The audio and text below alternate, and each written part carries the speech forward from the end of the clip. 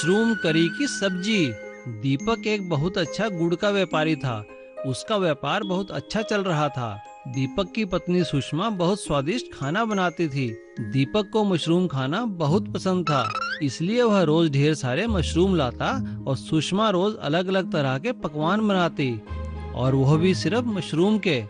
सुषमा जब भी खाना बनाती तो गांव के सभी पड़ोसी खुशबू से खींचे चले आते, और सुषमा सभी को बड़े आदर और प्यार से खाना खिलाती।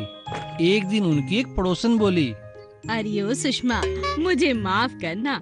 रोज रोज तुम्हारे हाथ के बने मशरूम खाने आ जाती हूँ, पर क्या करूँ, बहुत कोशिश की पर तुम जैसा खाना नहीं पका पाई। हाँ, और जो स्वाद तुम्हारे प्यार से बनाए मशरूम में है, वो तो किसी और के बनाए मशरूम में हो ही नहीं सकता। दीपक की दुकान के पड़ोस में एक कंजूस सुनार की दुकान थी। उसे भी सुषमा के हाथ के मशरूम खाने की आदत हो गई थी। आ गई बेटी, जल्दी ला। आहा, मजा आ गया तेरे हाथ के मशरूम खाकर। सबको खाता देख सुषमा को बहुत खुशी मिलती। एक दिन दीपक ने सुषमा से कहा, मैं शहर जा रहा हूँ, आने में देरी होगी। अपना ख्याल रखना और आराम कर लेना। कोई जरूरत नहीं है किसी और के लिए खाना बनाने की। सुषमा उदास हो जाती है। कुछ देर बाद सुनार और कुछ गांव के लोग फिर से खाने की खुशबू से खींचे चले आते हैं। अरे बेटी, आज तुम दुकान पे नहीं आई तो मैं ही चला आया। यहाँ से गुजर रहा था तो सोचा मिलता भी चलूं और कुछ खा भी लूं। सुषमा ने खुशी खुशी सुनार को खाना परोसा। रात में जब दीपक और सुषमा सो रहे थे, तभी दो चोर उनके घर घुसे और सुषमा के सभी जेवर और पैसा लेकर चले गए। और अगले दिन चोर सुनार के पास सारे जेवर बेचने पहुँचे। जेवर देखते ही सुनार पहचान गया कि ये तो सुषमा के जेवर हैं। उसे चोरों पर शक हुआ और सुनार ने तुरंत पुलिस को बुलवाया और दोनों चोरों को पकड़वा दिया और जेवर लेकर सुषमा के घर पहुंचा। पड़ोसी हैरान थे क्योंकि सुषमा लगातार रोए जा रही थी। तभी सुनार ने कहा, अरे रोना बंद करो सुषमा बेटी, ये लो तुम्हारे जेवर और पैसे। और पुलिस ने चोरों की खूब पिटाई की। दीपक को भी अपनी गलती का एहसास हो गया था। मुझे माफ करो सुषमा, तुम्हारे इसी अच्छे व्यवहार की वजह से आज हमारा सारा पैसा और जेवर बच पाया है।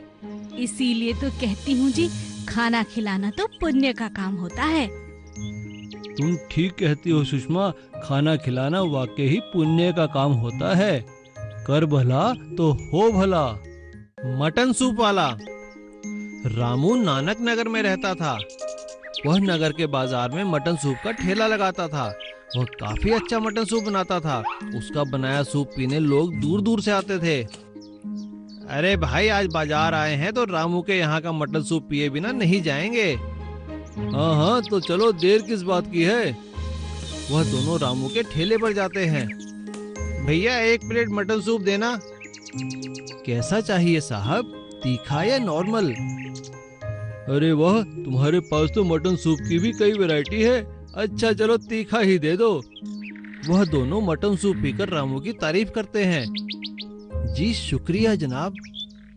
इसी तरह समय बीतता जाता है और रामू का मटन सूप और भी मशहूर हो जाता है। एक दिन एक लड़का और लड़की रामू के ठेले पर सूप पीने आते हैं। भैया, तुम्हें तो कुकिंग कंपटीशन में पार्टिसिपेट करना चाहिए। अरे नहीं बहन जी, ये कंपटीशन वगैरह हमारे बस की बात नहीं। क्यों रामू, तुम तो इतना अच्छा मटन सूप बनाते हो। अरे नहीं साहब, यह सब तो आप बड़े लोगों की सोच है। मैं तो बस आप लोगों की सेवा कर रहा हूँ। वह लड़का और लड़की रामू को कुकिंग कंपटीशन का फॉर्म देकर वहाँ से चले जाते हैं। रात को घर पहुंचकर रामू फॉर्म देखता है और कुकिंग कंपटीशन में हिस्सा लेने के लिए अपना मन बना लेता है। कुकिंग कंपटीशन शुरू हो जाता है। पहले ही दिन बाकी सभी प्रतियोगी रामू का मजाक उड़ाते हैं। अरे देखो भाई, यही दिन देखने बाकी थे। अब तो यहाँ ठेले वाले भी हिस्सा लेने लगे हैं। हाँ हाँ, तुम सही कह रहे हो। इन लोगों को खान पान का क्या पता। हाँ, यूं ही आ गए मुंह उठाकर। रामू उनकी बात पर ध्यान न देकर अपने खाने पर ध्यान देता है और पहले ही राउंड में जजेस की निगाह में आ जाता है। अरे वाह रामू, तुमने तो बड़ी स्वादिष्ट डिश बनाई है। शाबाश, ऐसे ही काम करते रहो। और प्रतियोगिता के हर राउंड में वह अच्छा खाना बनाकर वह खाना बनाने की प्रतियोगिता जीत जाता है। जज रामू को इनाम देते हुए कहते हैं, आज रामू ने यह साबित कर दिया कि हुनर किसी में भी हो सकता है। शाबाश रामू। जी शुक्रिया सर, मैं यहाँ पर किसी को गलत साबित करने नहीं आया था। मैं तो सिर्फ यहाँ पर अपना हुनर दिखाने आया था। रामू इनाम के पैसों से नगर के बाजार में एक दुकान खरीद लेता है और अपने मटन सूप के काम को और आगे बढ़ाता है। सीख, मेहनत और लगन से हम कुछ भी हासिल कर सकते हैं। मेरी प्यारी बच्ची को किसी की नजर न लगे। दादी, मुझे काले टीके की जरूरत नहीं है, पहले से ही काफी दाग है। अब दाग नहीं, सिर्फ 7 दिनों में आपका स्पॉटलेस ग्लो। Pond's bright